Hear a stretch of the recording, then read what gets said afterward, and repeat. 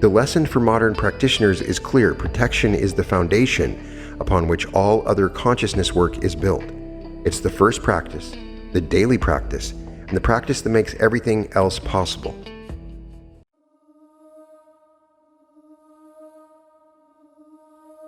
Welcome to the Reality Revolution. I'm your host, Brian Scott. Today's episode is about psychic self-defense. This is a complete teaching on energetic shielding and psychic self-defense in all of its aspects. Before we begin, I would like to invite you to join my community at skool.com/reality revolution. There you will gain access to weekly group sessions where I hold meditations and teachings exclusively available to my community. You can find exclusive content like audiobooks that you can't find on YouTube. We also have networking sessions and masterminds and training modules, all of it available to take your game to the next level. I hope to see you there. There's an invisible architecture surrounding every human being. You walk through the world every single day, exchanging energy with every person, every environment, and every thought form you encounter. Most people remain completely unaware of this exchange. They wonder why they feel drained after certain conversations, why walking to a certain room shifts their mood, or why they carry anxiety that does not belong to them. The answer is simple. You are an energetic being living in an energetic universe, and your field is constantly interacting with the fields around you. Psychic self-defense is the conscious practice of establishing, maintaining, and strengthening your energetic boundaries. Think of it this way. You lock your doors at night. You have a password on your phone. You establish physical and digital boundaries in every area of your life without thinking twice. Your energetic body deserves the same attention, perhaps more, because the energetic level is where reality begins to take shape before it manifests in the physical world. And if you're going to master timeline shifting and reality creation, you must protect your energy field. When you are engaged in any form of consciousness work, meditation, manifestation, reality shifting, timeline jumping, connecting with higher states of awareness, you're opening your field. You're becoming more sensitive, more receptive, more permeable. This is beautiful and necessary for growth, but it also means you're more vulnerable to energetic interference. A radio tuned to receive beautiful music also picks up static. Psychic protection is the practice of filtering that static while keeping the channel open. Consciousness operates on frequency. Every thought, emotion, and intention carries a specific vibrational signature. When you sit down to meditate, to shift your reality to connect with your future self, you are deliberately raising your frequency. You're tuning to a higher channel, negative energies and intentions, whether they originate from other people, from collective thought forms, from your own unresolved patterns, or from environmental residue. Operate at lower frequencies that create interference patterns in your field. This interference manifests in predictable ways. Suddenly, your meditation feels flat. Your manifestation work produces inconsistent results. You feel resistance that seems to come from nowhere. Intrusive thoughts break through during your deepest practice. Emotional states that do not match your intention flood your awareness. These are all symptoms of energetic interference disrupting the coherence of your field. There's also a more direct form of interference. When you begin doing powerful consciousness work and your life starts changing, you become visible on an energetic level. Your light attracts attention. Other people's jealousy, resentment, or unconscious projections can create thought forms that travel directly to your field. This is not paranoia. It's basic energetic physics. Every thought directed towards you carries energy. When that thought is charged with strong negative emotion, it carries significant force. The ancient mystery schools understood this completely. Every serious tradition of spiritual development incorporated protection practices because they recognized a fundamental truth. The more light you carry, the more important it becomes to protect that light. You're not protecting yourself out of fear. You're protecting yourself out of wisdom. A castle does not build walls because it is weak. It builds walls because what it contains is valuable. In the Western mystery tradition, particularly within the Golden Dawn and its successor organizations, every single apprentice, every neophyte beginning their path, was required to perform a banishing ritual every single day. This was the very first practice taught before any other magical or meditative work. There is profound wisdom in the requirement that extends far beyond tradition or dogma. The daily banishing ritual served multiple critical functions. First, it established energetic hygiene as a non-negotiable foundation. Just as you shower every day to clean your physical body, the banishing ritual cleansed the energetic body of accumulated debris. Every day, you accumulate energetic residue from interactions, environments, media, and your own emotional processing. Without regular clearing, this residue builds up like sediment, gradually dulling your sensitivity and creating blockages in your field. Second, the daily practice built the apprentice's energetic muscles. Protection is a skill, and like any skill, it strengthens with consistent practice. The first time you perform a banishing ritual, you might feel nothing. After 30 days, you begin to feel subtle shifts. After 90 days, you can feel the space around you physically change. After a year of daily practice, your energetic field becomes so coherent and strong that negative influences simply bounce off without conscious effort. The masters understood that protection had to become second nature, woven into the very fabric of the practitioner's being. Third, the daily banishing ritual served as a diagnostic tool. When the apprentice performed the ritual and noticed areas that felt heavy, resistant, or murky, they gained immediate information about where interference was entering their field. They could feel the difference between a clean space and a compromised one, and this sensitivity became essential for all of their later work. The more I do the banishing ritual, the more I use protection techniques, the more I become sensitized to my field. And when things occur, I can notice entities and energies more than I used to. Fourth, and perhaps most importantly, the daily practice created a sacred container for all other work. Every meditation, every ritual, every act of consciousness expansion took place within a freshly cleared and protective space. This is like the difference between performing surgery in a sterile operating room versus performing surgery in a parking lot. The environment matters enormously. The apprentices who maintained their daily banishing practice progressed faster, experienced fewer setbacks, and developed stronger, more reliable abilities than those who neglected this foundational work. The lesson for modern practitioners is clear. Protection is the foundation upon which all other consciousness work is built. It's the first practice, the daily practice, and the practice that makes everything else possible. I will do some form of energetic clearing with every meditation I do, and so I think this is important to teach. There are many forms of psychic protection, each drawing from different traditions and working through different mechanisms. What they all share is the fundamental principle of using focused consciousness to establish and maintain energetic boundaries. The following are some of the most powerful and accessible methods available to practitioners at any level. The sphere of light, also called the dome of light or the egg of protection, is one of the most universal and intuitive forms of psychic protection. Variations of this technique appear in virtually every spiritual tradition on Earth because it works directly with the body's natural energetic field, the aura, and amplifies it into a deliberate shield. The practice is straightforward. You bring your awareness to the center of your chest, to your heart space. You begin to generate a feeling of radiant light. You feel this light expanding outward in all directions, forward and behind you, above and below you, to your left and your right, until it forms a complete sphere of brilliant luminous energy that surrounds your entire body. This sphere extends approximately 3 to 6 feet in every direction, encompassing your entire field.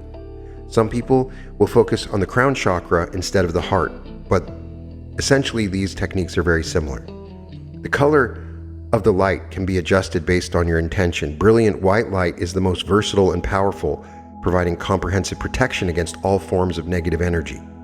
Golden light adds a quality of divine authority and solar strength. Blue light is particularly effective for protection during communication and truth speaking. You choose the color that feels most aligned with your current needs. The key is making this technique effective is sustained feeling rather than mere visualization. Anyone can picture a ball of light in their imagination. The power comes when you actually feel the warmth, the density, the tangible presence of that light surrounding you.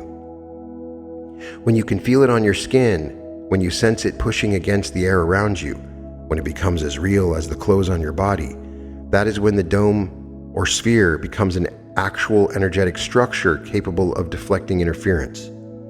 Many practitioners activate that sphere of light first thing in the morning and refresh it before any significant interaction, before entering crowded environments, and before all meditation or consciousness work. With practice, activating the sphere takes only a few seconds and can be done anywhere at any time without anyone knowing you are doing it. The violet flame is one of the most powerful tools in the entire spectrum of energetic protection and purification. It originates from the teachings of the Ascended Masters, particularly Saint Germain, and it operates on a principle distinct from shielding techniques. While the sphere of light keeps negative energy out, the violet flame transmutes negative energy. It transforms dense, harmful vibrations into higher frequency light. It does not merely block, it purifies. The violet flame carries the frequency of transmutation, forgiveness, and freedom. When you invoke the violet flame and direct it through your body and your environment, it burns through energetic debris the way a physical flame burns through brush. Attachments, cords, thought forms, emotional residue, karmic patterns, psychic blocks from other people. The violet flame dissolves all of these and converts their energy back into neutral, usable light. To use the violet flame, you begin by invoking it through intention, declaration, and feeling. You call forth the violet flame. Sometimes you can simply look at the color violet to begin this process, and you feel it igniting within your heart center. You see and feel brilliant violet fire, alive, intelligent, flickering with purple and violet and flashes of electric blue. You allow this flame to expand, first through your physical body, burning through every cell, every organ, every system. Then you expand it through your emotional body, your mental body, your spiritual body. Finally, you expand it to fill the entire room, your home, your environment. The violet flame is particularly effective when used in combination with conscious intention. As you feel the flame burning through a specific area of your body or field, you can direct it with statements of transmutation. You speak or think declarations like, "The violet flame transmutes all negative energy in my field into pure light. Every cord attachment and energetic intrusion dissolves now. All lower frequencies are transformed into their highest expression." The violet flame is especially valuable for practitioners who have already absorbed negative energy and need to clear it from their system. Where the sphere of light prevents new interference, the violet flame cleans up what has already gotten through. Many advanced practitioners use both, the violet flame to purify, followed by the sphere of light to protect the newly cleaned up space. There are additional forms of protection. Some practitioners surround themselves with a sphere of mirrored light, a reflective surface that sends negative energy back to its source. This is a particularly effective method when you know that specific individuals are directing harmful intentions towards you. The mirror does not absorb or engage with negative energy at all. It simply bounces it back. Some traditions teach placing mirrors facing outward around your dome of light as an additional layer. Deep grounding into the earth provides a form of protection through stability. When your energy is deeply rooted, you become like a tree in a storm. The wind may blow, but you remain anchored. Grounding is also allowing you to discharge accumulated negative energy directly into the earth, which is infinitely capable of absorbing and transmuting dense vibrations. Many practitioners ground first, discharge interference into the earth, and then establish their protective shield. You can also call upon higher beings and guides. Invoking the protection of archangels, spirit guides, ascended masters, or your higher self is a form of protection that draws upon consciousness far more powerful than your individual field. Archangel Michael is perhaps the most commonly invoked protector in the Western tradition, often visualized with his sword of blue flame cutting through all energetic cords and attachments. This form of protection works because you're not relying solely on your own energy. You're connecting to the vast fields of protective consciousness that respond to sincere invocation. You can also use salt, sage, Palo Santo, and physical anchors. Physical tools can serve as anchors for energetic protection. Black tourmaline, obsidian, and smoked quartz are crystals traditionally associated with psychic shielding. I'm a big fan of moldavite. As I've used moldavite, I've definitely felt a protective presence. Salt placed at doorways and windows absorbs negative energy trying to enter a space. Burning sage, Palo Santo, or other cleansing herbs or incense shifts the vibrational frequency of an environment. These physical anchors work best when combined with conscious intention. The physical object provides a tangible focal point for the energetic work happening on subtler levels. The one place I want to focus where there is a lot of discussion on psychic self-defense and protection is the Law of One material. The Law of One material, channeled between 1981 and 1984 by LL Research through the instrument Carla Ruckert with Don Elkins and Jim McCarty, provides some of the most detailed and practical guidance on psychic protection ever recorded from a higher density source. What makes the raw material uniquely valuable on this topic is that the group was dealing with real, active psychic interference during the contact itself. This was not theoretical. Ra was providing protection guidance to a group under direct negative greeting from a fifth density service to self entity. The stakes were as high as they could possibly be, with death implied, and Ra's instructions carried the weight of immediate necessity. Ra used the term psychic greeting rather than psychic attack to describe the phenomenon of negative entities directing energy toward positively polarizing individuals. This terminology is significant. Ra explained that negatively oriented entities do not operate with respect to free will unless they must. They look for opportunities, windows created by the practitioner's own distortion, fears, unresolved emotional patterns, and moments of disharmony within groups. If you get into an argument with someone, understand that following that argument or during the argument, you're opening yourself to psychic attack. It's the nature of these lower vibrations. The mechanism is precise. A psychic greeting can only enhance and intensify pre-existing distortions within the self. The negative entity cannot create something from nothing. It can only find the cracks already present in your energetic structure and apply pressure to them. If you carry unresolved anger, the greeting amplifies that anger. If you carry self-doubt, the greeting deepens that doubt. If there is disharmony in your relationships, the greeting widens those fractures. This is why inner work and self-knowledge are themselves forms of protection. When there are no cracks to exploit, the greeting finds no purchase.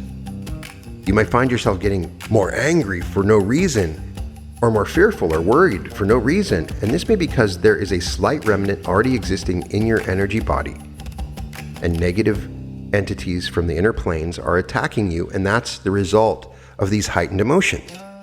Ra also noted that as a group or individual increases in positive polarity and begins to carry more light, they become more visible to negatively oriented entities.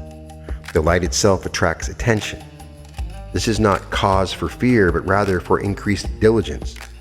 Ra emphasized that the negative greeting, when properly understood and processed, can actually become an accelerant for spiritual evolution. Each greeting highlights the areas where growth is still needed, and the practitioner who responds with love, forgiveness, and self-awareness transforms the greeting from an attack into a catalyst. The single most important teaching Ra offered about protection can be summed up in a statement that appeared repeatedly throughout the material.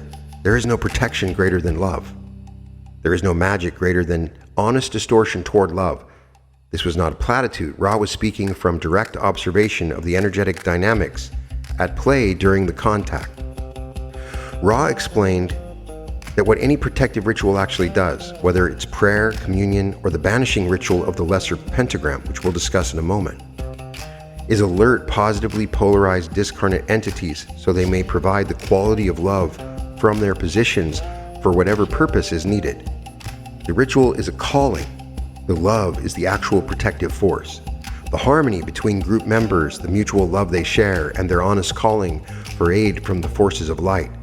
These are what provide what Ra poetically called the shield and the buckler. Ra told the group directly that it was not within their conscious selves to stand against the refined power of a fifth density negative entity. Their protection came through the harmony of their group and their mutual love and their honest calling for aid. The love and devotion of the group, Ra said, missed nothing. This teaches us something essential. Protection is not ultimately an individual act. It is amplified enormously by the quality of your relationships, the harmony of your environment, and the sincerity of your connection to the greater field of love and light. Ra specifically recommended a practice called putting on the armor of light as a meditation for protection. While Ra did not describe the technique in elaborate detail, the concept is clear from context. The practitioner, through meditation, consciously surrounds and infuses themselves with light. This is the same fundamental principle as the sphere of light discussed earlier, but within the Law of One framework it carries additional significance because the light being invoked is understood to be the light of the one infinite creator itself, the original creative energy from which all reality springs. The armor of light is particularly powerful because it operates from the understanding that protection is not about fighting darkness. It is about becoming so saturated with light that darkness simply cannot exist with your field. You're not building a wall against negativity. You're becoming a sun. Darkness does not attack the sun. It simply ceases to exist in the presence of sufficient light. Ra confirmed the efficacy of the banishing ritual of the Lesser Pentagram on multiple occasions through the contact. Now you can refer to my episode, The Banishing Ritual, but I'm going to talk about it in detail here. When Don Elkins asked Ra about the group's use of what is called the LBRP, or the Lesser Banishing Ritual of the Pentagram, Ra confirmed that their practice had been increasingly effective and described its effect as purification, cleansing, and protection of the place of working. Ra also provided a remarkable assessment of where the group stood in their practice. Ra noted that the efficacy of the ritual was only beginning to approach the lower limits of the truly magical, but compared their efforts to students beginning to schoolwork many grades ahead of their level. For the intelligent student, Ra said, this was not to be discouraged but rather encouraged. The critical insight Ra offered was this: it is the being that informs the working, not the working that informs the being. The power of the ritual comes from who you are becoming through its practice, and not merely from the mechanical execution of these steps. Ra also explained why the LBRP works on a fundamental level. The sound vibrations of the divine names, when appropriately vibrated with accompanying will and concentration, function like a telephone call received by many beings on the inner planes. These beings answer the call by giving their attention to the working. The efficacy of the calling, Ra said, is a function of the magical qualities of those who call, their desire to seek the altered state of consciousness desired, their will, their seeking, their concentration, and their conscious knowledge of what they are doing. This is why daily practice matters so profoundly. Each repetition deepens the practitioner's conscious engagement with the ritual and strengthens the response it generates.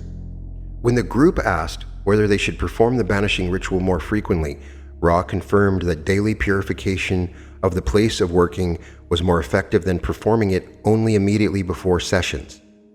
The residual protective energy builds up over time with consistent practice. Ra also recommended performing the ritual in any space where channeling or meditation would occur, including when the instrument was hospitalized, demonstrating that the protection was considered essential regardless of the circumstance. One of the most unique and specific sets of protection instructions Ra provided involved the use of physical substances: salt, blessed water, and cut garlic.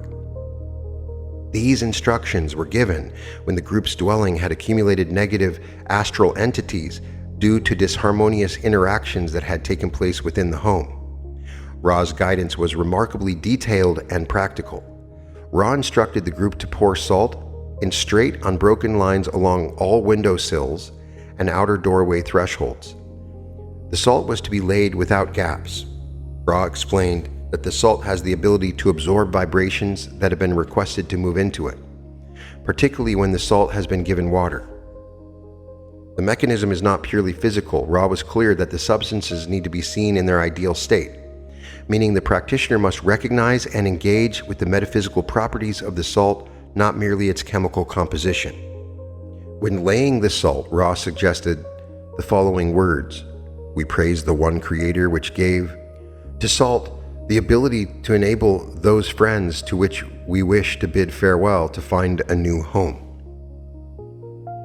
The salt was then to be sprinkled with blessed water. Ra stated that the intention of blessing is the notable feature of blessed water. The words or tradition used for the blessing matter less than the genuine consecrating intention behind them. The water would be blessed through personal prayer, through the liturgy of one's own spiritual tradition, or could be obtained as holy water from a Catholic church.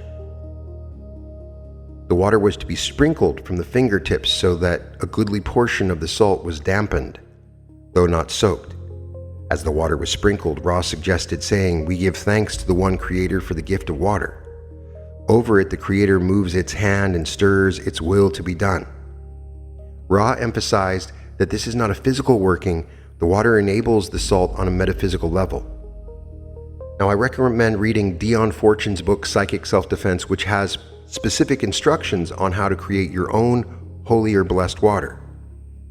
I found this to be acceptable. I'm positive I did an episode on this. I need to find the exact one, but I'm positive that I did an episode where I gave the exact steps, and I also did a short on this as well. Perhaps the most striking recommendation was, out of nowhere, the use of cut garlic. Ra explained that cut garlic has a natural metaphysical property that is deeply repellent to lower astral entities. Ra stated that no service to self astral form will accept coexistence with cut garlic. The attractiveness of garlic to these entities is negative, meaning it does not draw them in, but rather creates a condition so incompatible with their vibrational nature that they cannot remain in its presence. Ra instructed the group to hang fresh cut garlic near windows and doorways, as these are primary entry points for astral entities. The garlic was to remain in place for approximately 36 hours. When hanging the garlic, Ra suggested the words, "We praise the one Creator for the gift of garlic and bless its ability to offer to those friends to whom we wish to bid farewell the arrow which points their way of egress." After the cleansing period, Ra gave very specific instructions for disposal. The garlic was to be burned, not simply discarded. Additionally, the dwelling was to be swept with a clean broom. Ra emphasized that the virginity of the broom, meaning it had not been used for other purposes, was most effective. During the sweeping, Ra suggested saying, "We praise the one Creator and give thanksgiving for the spiritual cleanliness of this dwelling place." In addition to garlic, Ra also mentioned the use of cut onion as part of ongoing maintenance for spaces that required regular cleansing. Like garlic, the cut onion was to be hung and renewed weekly for ongoing protection. Ra recommended the walking of a light-filled perimeter in conjunction with garlic and onion for spaces that required more intensive protection. What emerges from the raw material is a multi-layered approach to protection that combines the inner work of love, harmony, and self-awareness with the outer practices of ritual, substance, and environmental cleansing. The layers work together. Love and harmony between people create the strongest foundation. The armor of light strengthens the individual's field. The banishing ritual clears and protects the space. And physical substances, salt, water, garlic, and onion, address specific astral level interferences that may be present in the environment. For modern practitioners, the Law of One guidance suggests the following approach. First, attend to the quality of your relationships and your own inner harmony, because these are your first and most powerful line of defense. Second, establish a daily practice of putting on the armor of light through meditation. Third, regularly perform banishing or cleansing rituals in your spaces of practice and living.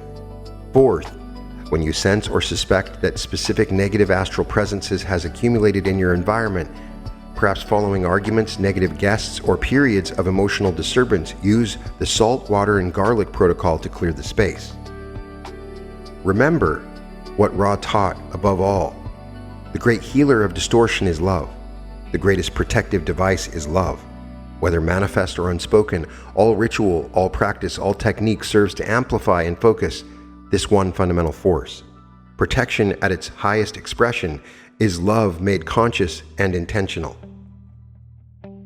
So I want to talk about the lesser banishing ritual of the pentagram if I'm going to talk about psychic self-defense. It made a big difference in my life and in many practitioners. Highly effective meditators, I promise they're using this technique. It's what they used before every Law of One session and what they still use when they do the Quo channelings. And I use it whenever I am timeline shifting to cleanse my energy field, to bless my space. It's not difficult. It's a little unusual, and I did the lesser banishing ritual in a recent school session. If you join the school session, you can see me doing it in my office. That's the only place you'll see me do it. I felt naked doing it. It felt very personal. The lesser banishing ritual of the pentagram, commonly known as LBRP, is arguably the single most important and widely practiced ritual in the entire Western esoteric tradition.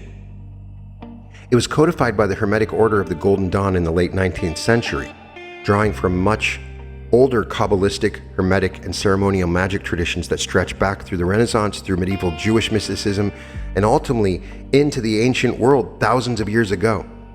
The Golden Dawn was founded in 1888 by Samuel Liddell MacGregor Mathers, William Robert Woodman, and William Wynne Westcroft. It became the most influential magical order in modern Western history, counting among its members luminaries as W.B. Yeats, Crowley, Dion Fortune, and Israel Regardie. Now, some people can say Aleister Crowley was insane, and that's partially true, but he's best known for that. The LBRP was the foundational ritual taught to every initiate upon entering the order, before any student was permitted to engage in advanced work or given any information. Before invocation, before scrying, before pathworking, before any form of contact with higher intelligences, they had to demonstrate proficiency in the LBRP and commit to its daily practice. Israel Regardie, who eventually published the Golden Dawn's teachings to make them available to the public, which had been secret for many, many years, was emphatic about the LBRP's importance. He insisted that every person interested in any form of spiritual development, even just basic meditation, practice the LBRP daily for a minimum of 6 months before attempting anything else. He considered it the single most effective tool for establishing psychic hygiene, building the energetic body, and creating a solid foundation for all further work. The brilliance of the LBRP lies in its synthesis. It draws from the Hebrew cabalistic tradition, incorporating divine names of God and archangel presences. It draws from the Pythagorean and Hermetic geometry through the pentagram. It draws from ancient practices of orienting to the 4 cardinal directions, and it wraps all of these elements into a coherent, repeatable, deeply effective ritual that accomplishes multiple goals simultaneously, banishing unwanted energies, invoking divine protection, strengthening the aura, aligning the practitioner with cosmic forces, and creating sacred space. The LBRP consists of 4 distinct phases, each building upon the last to create a complete protective and purifying ceremony. Understanding each phase deeply allows you to perform the ritual with genuine power rather than empty repetition. The ritual begins with the cabalistic cross, a gesture that aligns the practitioner with the vertical axis of the tree of life and establishes them as the central point where heaven and earth meet. This is a declaration of divine identity, an affirmation that you are a being of cosmic intelligence, cosmic significance, a living bridge between the infinite above and the infinite below. I really love Damien Eccles' explanation of the Kabbalistic cross. He imagines himself as this huge being encompassing the entire universe, which has helped me in my visualizations. And I definitely recommend reading Damien Eccles' books for a more interesting and entertaining explanation of these practices. Now, the first step is centering. You stand facing east. You take a moment to become completely present. Feel your feet on the ground. Feel the space around you. Let go of everything outside this moment. Then the second step is Ate, which stands for Thou Art. Touch your forehead with the fingertips of your right hand, and you vibrate the word Ate. Some people say Ata. As you do, You visualize a sphere of brilliant white light descending from infinite space above and coming to rest at your crown. You feel the divine light of the infinite touching the highest point of your being. The word means thou art. You are acknowledging the presence of the divine above. The third step is Malkuth, the kingdom. You draw your hand straight down to the center of your body, to the area just above your groin, and you vibrate the word Malkuth. As you do, visualize a beam of light, that white light descending from your crown all the way down through your body and continuing deep into the earth beneath you. You're drawing the divine light through your entire being and anchoring it in the physical world. That's why Malkuth means the kingdom, the manifest physical reality. The fourth step is Vegebura. You touch your right shoulder. You vibrate Vegebura. A sphere of red light forms at your right shoulder, and you feel a horizontal beam of energy extending the right into infinity. You're locking yourself in place in time in this space. Gebura represents divine power, strength, and severity, the force that cuts away everything that does not serve. The fifth step is Vegedula and the glory. You touch your left shoulder. You vibrate Vegedula. A sphere of blue light forms at your left shoulder, and the horizontal beam of energy completes its extension to the left into infinity. Gedula, also called Shazed, represents divine mercy, grace, and expansive love. Then you clasp your hands together at your heart center, and you vibrate Leolam Amen. You feel the cross of light within your body blazing with power. The vertical axis from crown to earth, the horizontal axis from shoulder to shoulder, and you're standing at the intersection, at the center of the cross of light. The gesture seals the alignment. You're now established as the center of a cosmic cross of light. The vertical beam connects you to the highest divine source and grounds you into the earth. The horizontal beam connects you to the twin pillars of divine power and divine mercy. You stand at the nexus, balanced, aligned, and charged with divine energy. And the second phase is the formulation of the pentagrams. In this phase, you move to each of the four cardinal directions and trace a banishing earth pentagram in the air before you, vibrating a divine name at each direction. This creates four powerful energetic doorways sealed with divine authority at the boundaries of your sacred space. The banishing earth pentagram is traced starting from the lower left hip, moving up to the point above the head, down to the lower right hip, across to the upper left shoulder, across to the right shoulder, and back down to the starting point at the lower left hip. When I do it a little bit smaller than that, but as I've continued to do it, you get better at it. It's how I visualize it.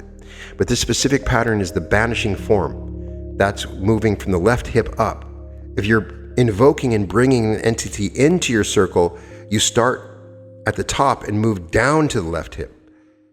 So the first step is Yod He Vav He, or YHVH. You face east. You can use your phone compass to figure out where east is, so be sure you know where your directions are when you do this. You trace the earth pentagram. Some people imagine they're doing it with a sword in their hand, or you use the first two fingers, or some people will use incense because they can see the pentagram with the light of the incense.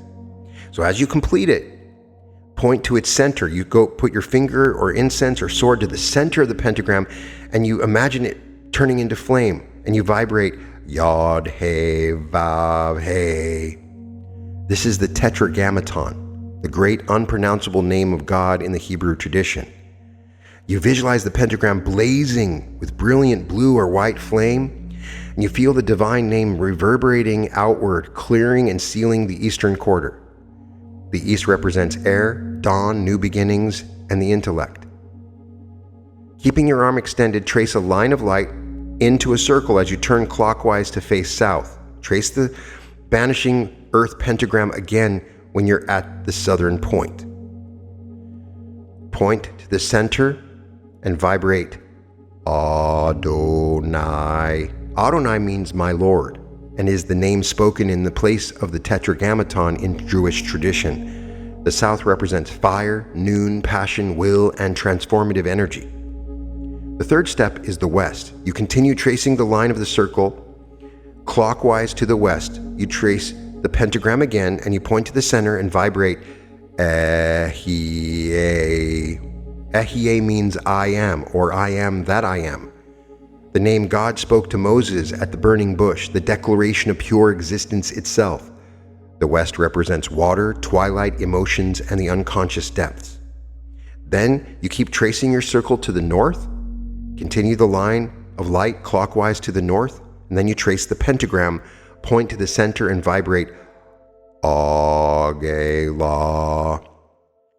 Agla, spelled A-G-L-A, is a notaricon, an acronym for the Hebrew phrase Ate Gibor Le Olam Adonai, meaning Thou art great forever, my Lord. The north represents earth, midnight, the physical body, and material reality. Complete the circle by continuing the light back to the east, connecting it to the first pentagram. You're now standing within a complete circle of light with 4 blazing pentagrams at the cardinal points, each charged with a divine name. Now, Damien Eccles adds another element to this, which I found powerful. Some people can use it or not. You also invoke Metatron above, creating an entire sphere instead of just a circle. So the third phase is the invocation of the archangels. Within the perimeter established, you now call the 4 great archangels to stand guard at each quarter. This is where the ritual shifts from banishing to active protection. You're inviting vast, powerful, benevolent intelligences to stand watch over your sacred space. Extend your arm to form a cross, standing like a human cross of light within your circle. If you want to see a reference to somebody doing this, look at the album cover for Peter Gabriel's Us. He is extending his arms and doing the LBRP in that album cover.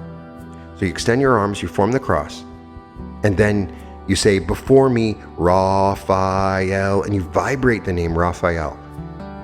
And you visualize the archangel of air standing before you in the east, robed in yellow and violet, carrying the caduceus of healing, with fresh winds swirling around him. Raphael means God has healed. You feel the quality of clarity and healing and intellectual illumination radiating from the east. Then you say, behind me, Gabriel. You visualize the archangel of water standing behind you in the west, robed in blue and orange, bearing a chalice of liquid silver light. Gabriel means God is strength. You feel the quality of emotional depth, intuition, and purification emanating from the west. Then you say, on my right hand, Michael. And I like to say Michael, which is how I've heard it pronounced in Hebrew. You visualize the archangel of fire standing at your right side in the south, robed in red and green, bearing a flaming sword. Michael means who is like God. Feel the quality of courage, will, and fiery protection radiating from the south. On my left hand, Uriel. Some people say Oriel, but Uriel. You visualize the archangel of earth standing at your left side in the north, robed in citrine, olive, russet, and black. The colors of earth bearing sheaves of wheat or standing before a fertile field. Uriel means the light of God. Feel the quality of stability, groundedness, and abundance emanating from the north. Then declare, for around me flames the pentagrams, and within me shines the 6-rayed star. As you speak this, you feel the 4 pentagrams blazing at the quarters, the 4 archangels standing at their posts, and within your own body, at your heart center, the hexagram, the 6-pointed star, or the Merkaba, formed by the intersection of the upward pointing triangle of the fire and the downward pointing triangle of water. You are the center of the universe, protected on all sides, balanced within, radiating the union of above and below. Then you repeat the cabalistic cross exactly as you performed it at the beginning, saying Ate Malkuth Vegebera Vegejula Leolam Amen. This seals the ritual, reinforces the alignment, and anchors the protective structure you have built. The ritual is complete. The LBRP works on multiple levels simultaneously. On the most basic level, it clears the energetic space around you by pushing out all foreign or negative vibrations through the banishing pentagrams. On a deeper level, the divine names carry real vibrational power. They are not mere words, but sound formulas that activate specific frequencies in the fabric of reality. When you vibrate Yod He Vau He, you are invoking the fundamental creative force of the universe. It's interesting, in the Law of One material, they altered this and they say Yod He Shin Vau He. When they do this, and this was from guidance of Ra, take of it what you will. When you vibrate Ehyeh, you're declaring the primal I am that underlies all existence. The archangels are not symbols or metaphors within the framework of this tradition. They are vast conscious intelligences that respond to sincere invocation. Whether you understand them as literal beings, as aspects of universal consciousness, as an aspect of yourself, or as archetypal forces within your own deeper mind, the practical result is the same. When you call them with genuine intention, the protection they provide is tangible and real. The geometry of the ritual is significant. The circle represents totality and completeness. The pentagrams represent the human being perfected, the four elements of earth, water, air, and fire, governed by the fifth element of spirit at the top point. The cross represents the intersection of vertical and horizontal planes of existence. Every gesture, every word, every visualization works together as a coherent system of protection and alignment. When practiced daily, the LBRP gradually builds a permanent energetic infrastructure around the practitioner. The circle becomes easier to erect. The pentagrams burn brighter. The archangel presences feel more tangible. Eventually, the protection provided by the ritual extends beyond the specific moments of practice and begins to persist throughout the day.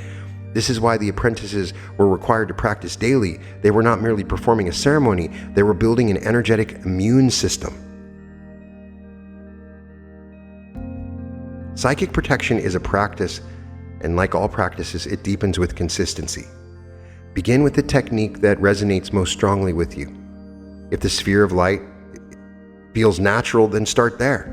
If the violet flame calls to you, begin with its transmutation. If the LBRP speaks to the ceremonial practitioner in you, commit to daily practice and watch your entire energetic life transform.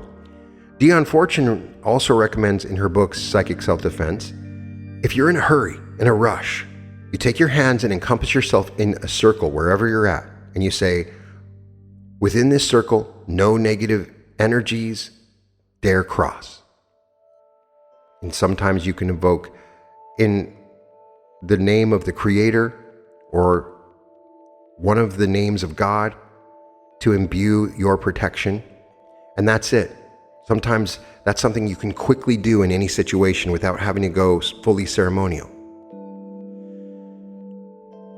If the Law of One material resonates with your path, just incorporate the physical protections of salt and water and garlic alongside the armor of light and the fundamental practice of love.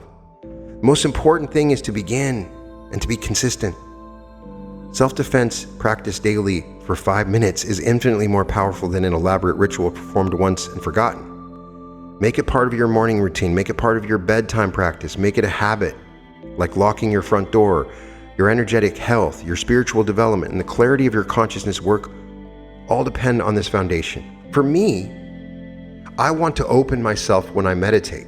So subconsciously, I want to feel protected. I don't want there to be any thoughts in my mind that say, I'm entering an unsafe space, or I'm scared, or some reason that some other energies can enter. So simply by doing this, I'm reassuring myself that I'm entering a sacred space that's safe.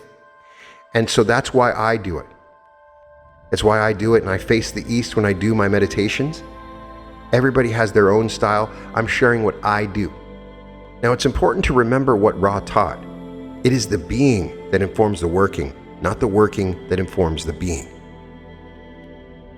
Every time you engage in these practices, you're not just performing a technique, you're becoming a more coherent, radiant, more protected being. The practice shapes you, and you shape the practice. Over time, you and the light become indistinguishable. You are sovereign, your field is sacred, protected accordingly. You can find all episodes of The Reality Revolution at therealityrevolution.com. And welcome to The Reality Revolution.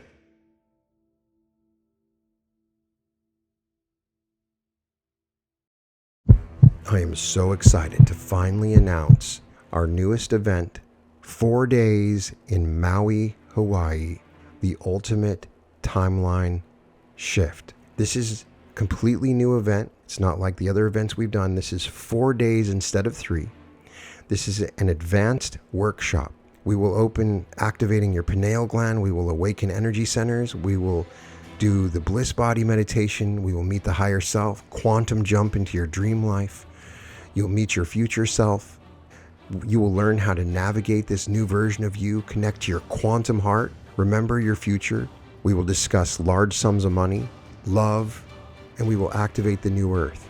This is a more advanced version of our initial workshops that we've done. We're holding the event at the Maui Westin, which I'm so excited about. I've stayed there like 6 times. It's one of my favorite hotels in Maui, right there on Ka'anapali Beach. As soon as we're done, you can go out and enjoy the most amazing beach right there off the hotel.